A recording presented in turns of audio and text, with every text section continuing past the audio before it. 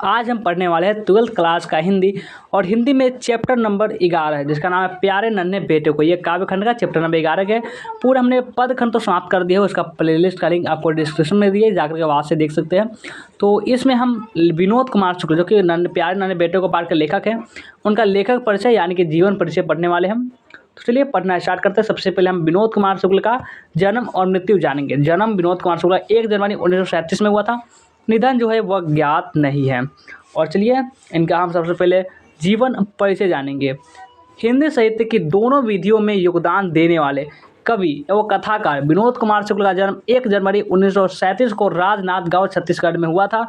वर्तमान में वे रायपुर छत्तीसगढ़ में रह रहे। वे जून 1994 में जून 1996 तक इंदिरा गांधी कृषि विश्वविद्यालय में एसोसिएटेड प्रोफेसर तथा निराला सृजन पीठ में अतिथि साहित्यकार रहे।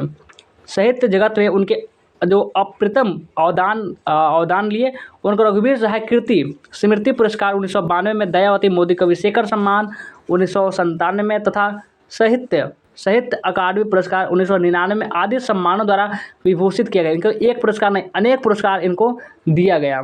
और साहित्यिक रचनाएं जानते हैं कि इनकी रचनाएं क्या क्या थी।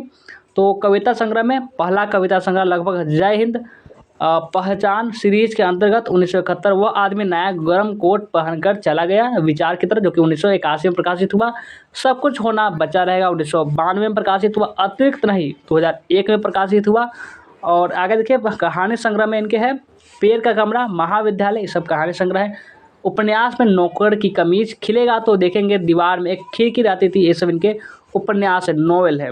और शुक्ल जी के उपन्यास कई भारतीय भाषाओं में अनुवादित हो चुके हैं। उनकी कहानी संग्रह पेड़ पर कमरा का इतालवी भाषा में अनुवाद किया गया है। उनके उपन्यास नौकर की कमीज पर मनी कौल ने एक फिल्म भी बना रही है। नौकर की कमीज पर एक फिल्म भी बना रखी है, यानी कितने महान वो रचना किए थे।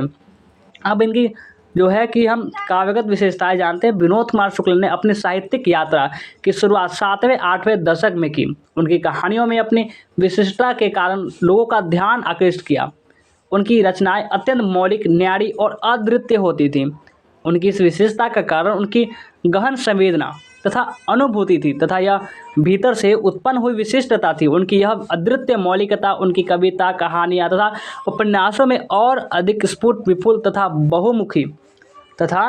बहुमुखी होकर प्रकट हुई। उनकी कविता मामूली बातचीत की मध्यम लय और लहजे में शुरू होती है तथा उसी प्रकार खत्म होती है। उनके संपूर्ण साहित्य में आम आदमी की दिनचर्या में समान रूप से बृहत शब्दों का प्रयोग हुआ है।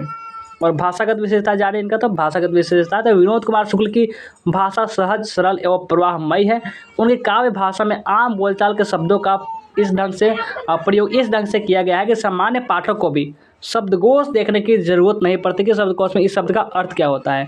उनके द्वारा प्रयुक्त शब्दों में अपूर्व चमक एवं ताजगी नजर आती है तथा वे अपनी संपूर्ण गरिमा के साथ प्रतिष्ठित दिखाई देते हैं। और चलिए आगे बढ़िए। अब इनका इसी में है कि प्रस्तुत कविता प्यारे नन्हे बेटे को विनोद कुमार शुक्ल के कविता संकलन वह आदमी नया गरम कोट पहनकर चला गया विचार की तरफ से अवतरित है। ये जो आपका प्यारे नन्हे बेटे को यह कविता ही, इस कविता का नायक घर के भीतर अपने प्यारे नन्हे बेटे को कंधे पर उठाए अपनी नन्ही बिटिया से कौतुकपूर्ण बातचीत करते हुए पूछता है कि बतलाओ आसपास लोहा कहाँ है।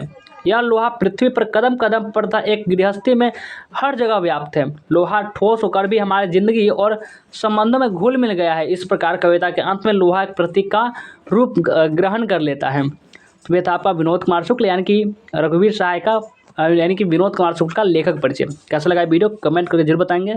लाइक नहीं किए जल्दी से लाइक करेंगे, शेयर करेंगे। जो भी नए बच्चे होंगे इसे सब्सक्राइब कर लेंगे।